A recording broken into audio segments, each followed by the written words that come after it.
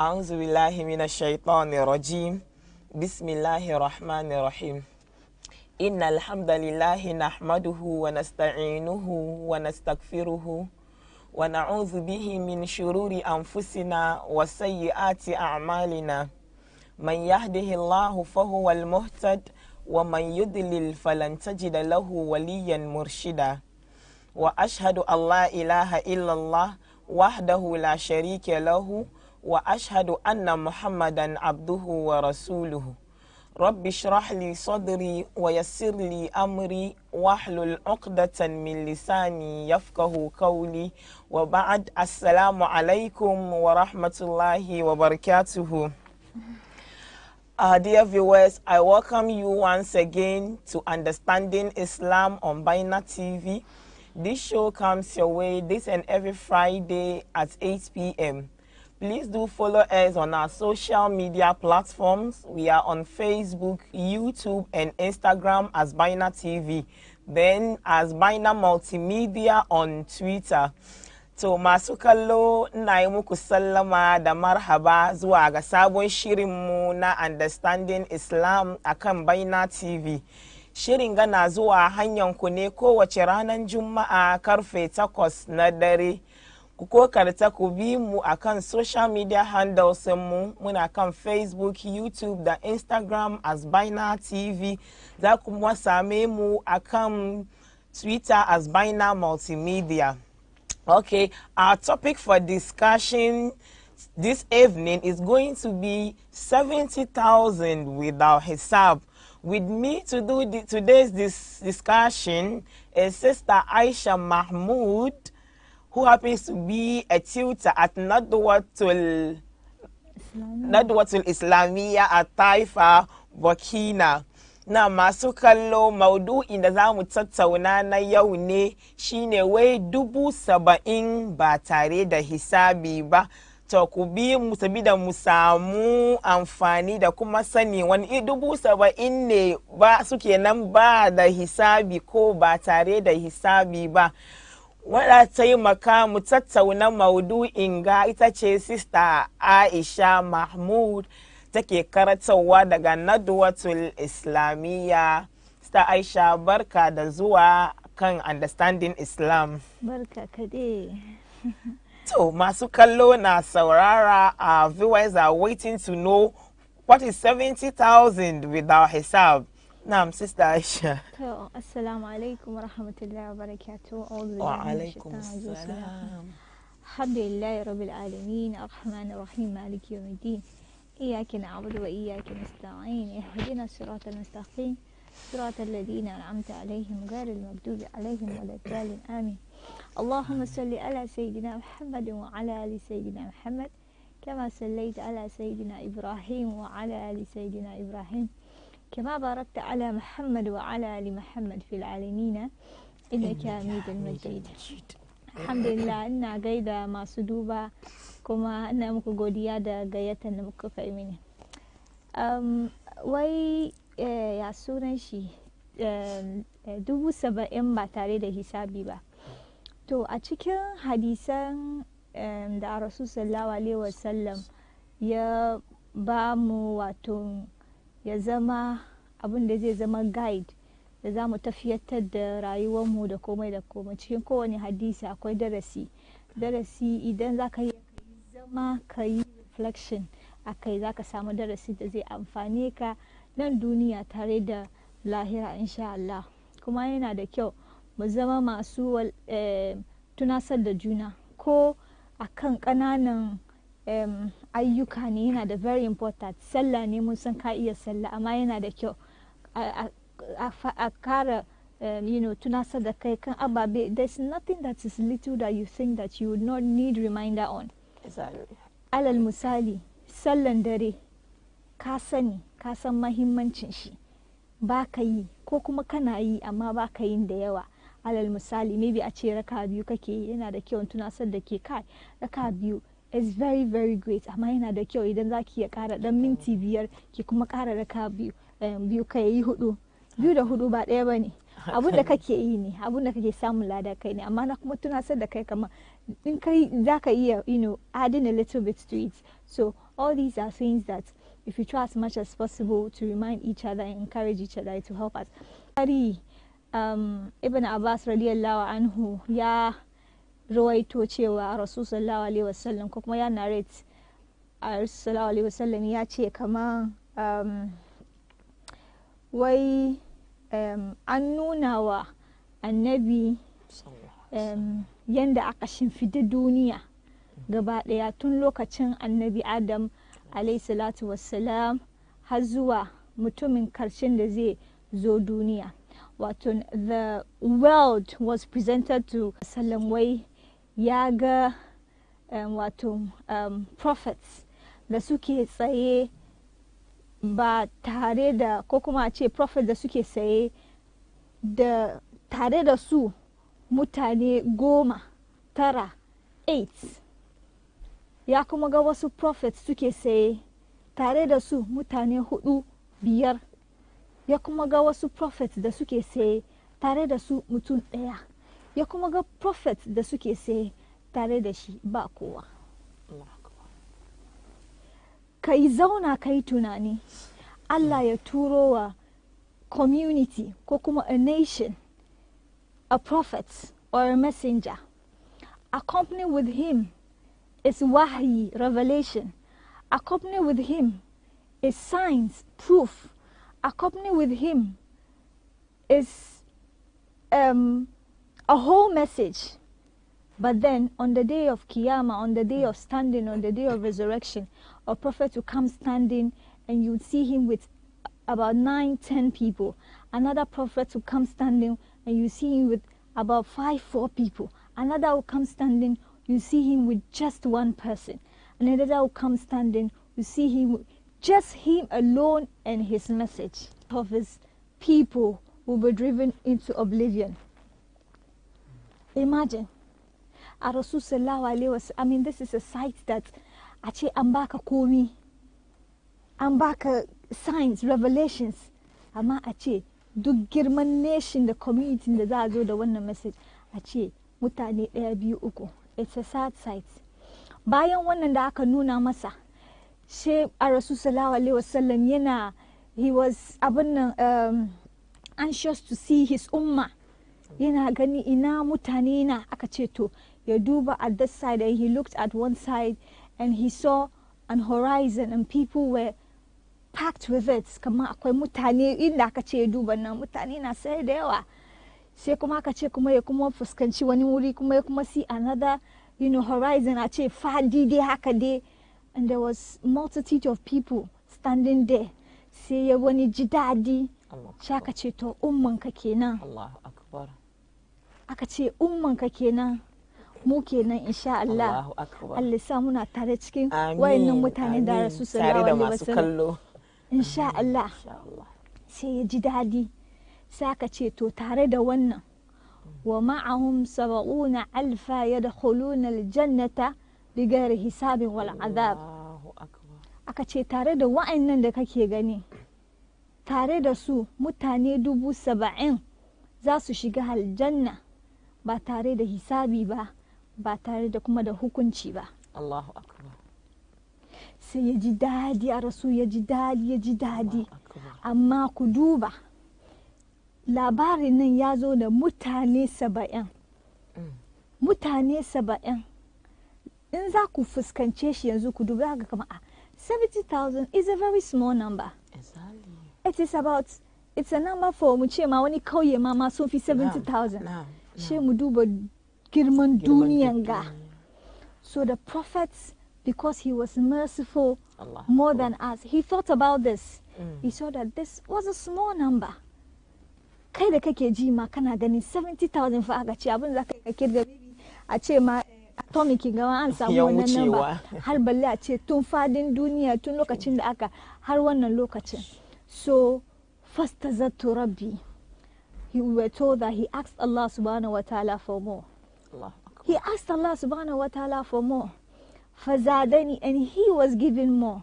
What was he given? Fazadani ma'a kulli 1,070,000. He says that for every 1,000 of the people that were there, another 70,000 was added to it. Allahu Akbar. Chase kowane mutum da ke sai wurin for every 1,000 aka kuma ƙara 70,000. Allahu Akbar. In za mu zo na mu yi calculation. Cikin 1 zuwa 17 ga da mutane 70 da kai in mu daga calculator yanzu za mu sabu 4,900,000. Allahu Akbar. 4,900,000. Even with that one za mu iya cewa kalilan ne ko ba haka ba. Amma muka je further in that hadith, we were told that wai وثلاث حثيات من حثيات ربي عز وجل. Now this part we can get the translation, amma we cannot fully comprehend what it means. Why, in addition to this, the Prophet was given what Allah subhanahu wa ta'ala, a handful, 3 handfuls from the handful of Allah subhanahu wa ta'ala. How do we explain this? We understand it, but we cannot fully comprehend it. Amma we know that it is huge. According to narration, aka ce Umar radiyallahu anhu da ya ji wannan yayi kira ya ce Allahu Akbar. Ya kuma ƙara kira ya ce Allahu Akbar. Another one kuma da yake zone da ya ji wa ya kama rigar narrator ne ya ce, did you really hear the Prophet say this? Ka ce, I really heard the Prophet say this. And I truly understand ya ka ce Allahu Akbar. Because zaka gane kamar aka ce even 1 handful of Allah subhanahu wa ta'ala har 3 handfuls. Allahu Akbar. Bayan haka ne aka ce Rasul sallallahu alaihi wasallam ya tashi shi ya bar su. To hadisi ya shige su da ya shige su shi suna zaune yanzu ana tattaunawa wane ne za su qualify under wannan 70,000 people. Wasu suka ce maybe wanda aka haife su cikin musulunci ne, wasu kuma suka ce maybe wanda ba su associate kansu da wani shirki ko wani haka ne. Cikin wannan tattaunawa ne sallallahu alaihi wasallam ya komo shi tambaye su wani tattaunawa kuke yi? Wani tattaunawa mai batun zance mai kuke suka ce suna dai duba, they are thinking of who the 70,000 blessed people will be. A wurin ne a Rasul sallallahu alaihi wasallam ya ba su wannan response. Allahu Akbar. To masu kallo gabanin response su wada su kasance cikin 70,000 da za su shiga aljanna ba da hisabi ba da hukumci ba. Kun yanzu ka join mu kuna tare da Auntie Ayisha Mahmud. She's an instructor at Nadwatul Islamiyya. Muna duba maudu'in mu ne 70,000 without hisab. If you just join in, we are discussing 70,000 without hisab with Sister Ayisha Mahmud. Now, Master Ayisha. To kamar yadda muka fada Rasul ya ce man ladhi takuduna fi ne kuke tattaunawa shi suka bashi muna so mu sani su wani ne suka cancanci, who are these blessed people that Allah subhanahu wa ta'ala have promised this. And he said wai wani ke ba da advice yake cewa kaman idan ni da kai mun kasance muna so mu zama part of this people that Allah subhanahu wa ta'ala has blessed with this package, mu zama cikin mutanen da suke da characteristics guda 4. Na farko wai they are those that they do not ask for ruqya. They are those that do not brand themselves with fire. They are those that do not associate themselves with any bad omen. And the last one is those that put their trust solely in Allah subhanahu wa ta'ala. Wato na farko wai akwai wasu mutane ba su tambayan rukiya. In za mu koma cikin history a Rasul sallallahu ba ce kamar rukiya abu mai aibi bane. Ba kuma ce kamar idan aka baka kaka karba, because it is not part of the tradition of the prophets to reject such. Even annabi da kanshi ma they reject rukiyar nana Ayisha radiyallahu anha. Kuma lokacin da he was struck with, I think, the magic or something, he did not also reject the ruqya when Jibril alayhi salatu wasalam was coming down. He saw him coming, but then he still didn't ask, but he did not. So we should understand that we are not saying that rukia is bad. We are not saying that we should reject rukia. We are just saying that among these 4 people are those that do not ask for rukia. So Nabiu ne she ne they do not brand themselves with fire. I think it used to be a form of treatment. When time on to Hanaba, the suke use water. The Prophet ﷺ did not forbid it, but he disliked it because of the pain that it inflicts on people. So he did not forbid it, but then he disliked it. And the third one is that they are amongst those people that do not see anything with bad omen. Especially traditionally, kaga wani ya ce maka ranar Juma'a ban kaza. Haka. Ko ranar Tuesday ban kaza. Har yonga duk da waye wanda muka yi. Akwai wani gari wa ranar Tuesday ba su fishing ko? Gaskiya ne. Wai mai ciki ba bin kafanta. Ba ta sa jan riga. You see all this, they do not associate themselves with any bad omen. Wai in ka haifu ya kamata ka sa white. In ka sa baki, it's like you are not, you those negative connotations and all of that. So they are those that do not ask for rukia. They do not brand themselves with fire. They do not have any bad omen. And the fourth of all, they put their trust solely in Allah subhanahu wa ta'ala. Allahu Akbar. So if we can abide by these 4 characteristics, inshallah, we'll be among those people that on the day of Qiyamah, Allah subhanahu wa ta'ala, they come out of their graves and are ushered by the angels from a special door. I mean, that day when you and I think about all the horrors that we've heard about the day of resurrection, the longevity of it, how long it will take. I mean, these people come out in bliss and serenity, and there is no hisab, and it shut door, shortcut into Jannah.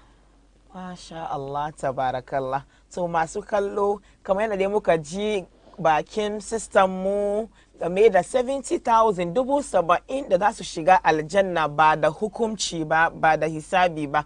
Wai alamomi fudu ne ko abubuwa fudu, there are 4 signs that one have to abstain from ko kuma you engage in. Let's just try listing them. Kayan da ta kira wai na farko mutum ya zamana ba mai tambayan rukiya ba ne, ko da ke bata haramta rukiyan ba, wai ba mai tambaya ba ne, amma an kawo maka za ka yi ka sha ko ka yi amfani da shi, amma ka kasance mai tambayan rukiya. Sa'annan kuma na biyu ba su kasance masu kone kansu ba sabida wata jinya ko very good, ka su kasance don zafin da ai ma addini ma bai so mutum ka sa wa kanka wani sanani. Don an ce muna wala talku bi aidikum ila tahalluk, ka musa annu mu cikin wani abin da dai halaka. Isa jinya dai a nemi shi kai zaman na za a kona jiki da wani wuta. Sa'annan na uku ba su azoba kansu wasu bad omen ba, mutum ya aje ma kanshi ranar talamu ba mu zuwa fishing. Wasu na sayin abu su ce ranar asabar ba su cire kudi, isan mai shi na da niyan sai abu tun juma'a ya tun sai abin shi ko ya biya kudi washe gari ya zo ya dauki.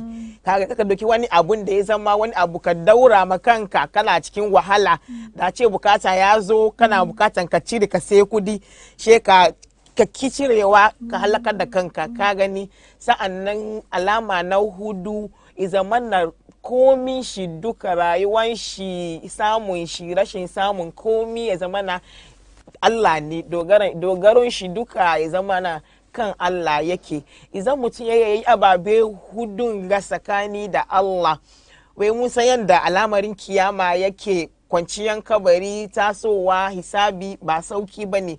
To in kai ya kabi cikin ikon Allah, za ka shiga aljanna ne shirin ba hisabi ba hukunci. Allah ba mu iko yin, Allah ba mu iko kuma ji da riko mu yi mu bi kamar yanda sabida mu sira tare mu shiga aljanna ba da hisabi ba. So mu koma wurin malama Allah ko wani karin bayani insha Allah. Na'am. Alhamdulillah, I think this narration is a very deep one, because when we look at what is happening in our society society today, especially when you go to, I don't want to necessarily say that in the rural areas, because now, I mean, knowledge is vast now. That day ne bayi ba koyama, knowledge is vast now. Yara sun fito koye sun zo bini sun zo sun ilimi sun koma. Waye ya shigo isa shede wanda dai be so ya accept yes, exactly. Especially this bad omen bit. It is very, very prominent in the Abuna.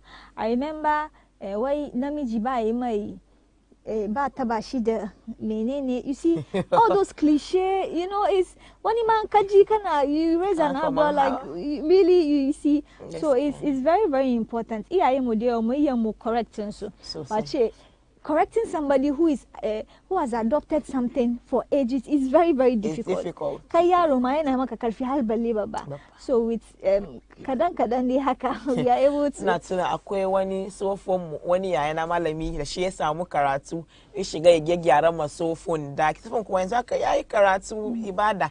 Shi ce kare irin da wuri wasu ragogi bisan daki da yaron da ya kira wai a'a su ke rika da daki sofo mai sallah mai karatu kana cire ragogin saboda ragogin yaro ce bai kai ba wanga bai komi bari ciccire a gyara daki isa Allah ya mana ban kai ki nisa ba kuma kin ga in aka yi aifuwa yaro mafi yau jikin ga an daure mai wani abu hannun shi a ce ido mutane a daure kafan shi wani ido, so all these are associations with bad domain. Ido mutum bai maka komai face abin da Allah ya kaddara, haka ne face abin da Allah ya kaddara. kuma akwai addu'o'i da dama in ka haifi yaro ne ba shi ka daure mai raga me raga zai ya tare mai to me raga zai tare mai kai ma yaro kai mai addu'a ka tofa isa a yankuri a rage bidiyoyin a kama addu'a don mu dace da alkhairin da ke cikin gafa.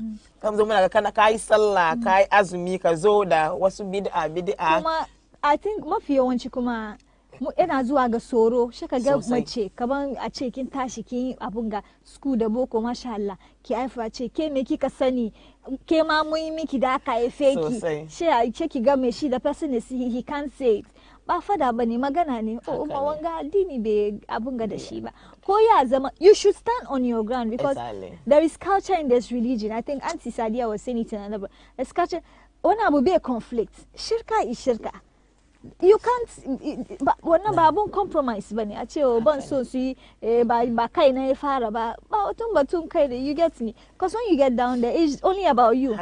If you believe that the torment of the grave is real, if you believe that what will happen ababin da ake fadi mana, if you believe that it is real, then kaya ka ceci kanta kai yanzu. If it is going against someone who is abun nan for you abun nan wannan ba, I don't think it's sunan shi. Kan mu zama kamar mutanen da su ce haka muka same babannin mu ina wajadina aba ana kadhalika yaf'alun, aka dai komai ce sun samu haka kakannin su suna bautan turu ne suna haka sa ba mu ya mu bari mun zo mun samu karatu she mu zo mu change narrative nan kan mu zo saboda haka kakanni ke isa ko suna abin da bai dace ba she mu ci gaba da yi kuma mu haka bai yi daidai ba in azabai taso zuwa ma she hada da mu saka mu yi shiru kai mu fadi shi mu ma mu gyara iso na baya kasu zo su bi da haka. Allah sa mu dace, Allah ya ba mu kuma ji da riko. So mun roƙi malama ta ba da karshen shawara game da me ya kamanci musulmi ka daure ka yi saboda ka iya kai dace da 70,000 ga da za su shiga aljanna ba da hisabi ba. Insha Allah kamar yadda muka karanta mun kuma maimaita, in yanzu kake joining na farko shine kaka zama wanda akwai wani, especially I don't want to say that it's only our old folks that do it, but then it's more prominent, you know. In ciwon kanshi ya taso ya fara tashi bai tashi ba sannan ya fashe ji a ce mawo a yi mai ya sunan shi a tattofa subhanallah. Something you can use ayatul kursi, fatiha, nas, falak cikin ruwa, very simple. Allahu akbar. Ka shafa ko kuma ka kama kanka ka yi shi ka ce shan fito maka shi kauye na suna kokari wa jinyan su ne. Don't be one who always asks. Dogara ga Allah is abun nan. A Rasul sallallahu alaihi wasallam the test was there, shi ma an wulgo ya kama shi amma dogaran shi it was more firm on it than asking for it. Than asking for it. Samu zama mafi yawanci masu ya sunan shi, inshallah, if you are able to follow this guide, inshallah, kamar da aka ce annabi ya duba ya waiwaye ga mutane da ya kuma waiwaye ta muna cikin inshallah tare da masu kallo. We are into this together. May Allah make it easy for us all, and we thank Sister Ayisha for this great education and enlightenment. I think this will bring us to the end of today's show. Please do follow us for more insight into better understanding of our deen. Masu kallo nan za mu zo da karshe shirinmu na yau a kokarta a bi mu don mu kara samun fahimtan addininmu. Wassalamu alaikum wa rahmatullahi wa barakatuhu.